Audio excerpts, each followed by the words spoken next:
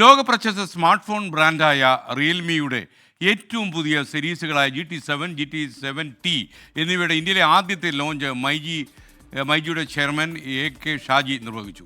കോഴിക്കോട് നടത്തിയ ചടങ്ങിലാണ് ഈ മോഡലുകൾ മൈജി പുറത്തിറക്കിയത്.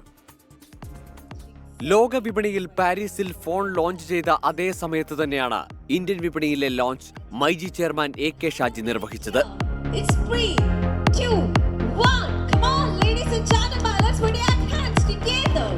It is the grand launching ceremony of Realme GT series, a proud moment for MyG. ലോകത്താദ്യമായി ഐസ് സെൻസ് ഗ്രാഫീൻ ഡിസൈനിൽ പുറത്തിറങ്ങുന്നു എന്നതാണ് GT7, GT7T എന്നിവയുടെ പ്രത്യേകത.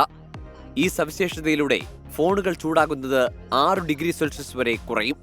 സൗത്ത് ഇന്ത്യയിൽ റിയൽമി ഫോണുകളുടെ വിൽപ്പനയിൽ മുന്നിൽ നിൽക്കുന്ന മൈജിയുടെ ചെയർമാൻ AK ഷാജിയാണ് ഇന്ത്യയിലെ GT7, GT7T സീരീസുകളുടെ ലോഞ്ചിംഗ് നിർവഹിച്ചത്.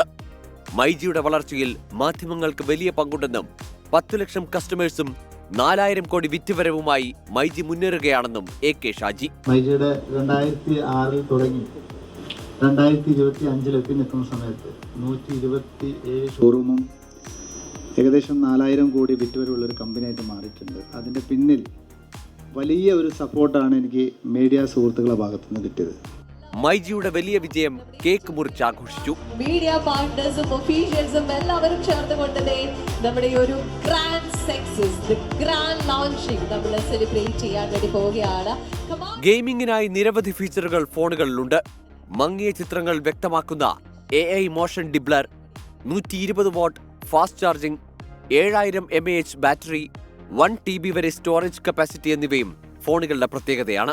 സീരീസുകളെ അടുത്തറിയാനായി ഫോണുകളുടെ ഡെമോ മൈജി ഷോറൂമുകളിൽ ഒരുക്കിയിട്ടുണ്ട്. ചടങ്ങിൽ Realme sales state head Shaji John സംസാരിച്ചു. 24 കോഴിക്കോട്.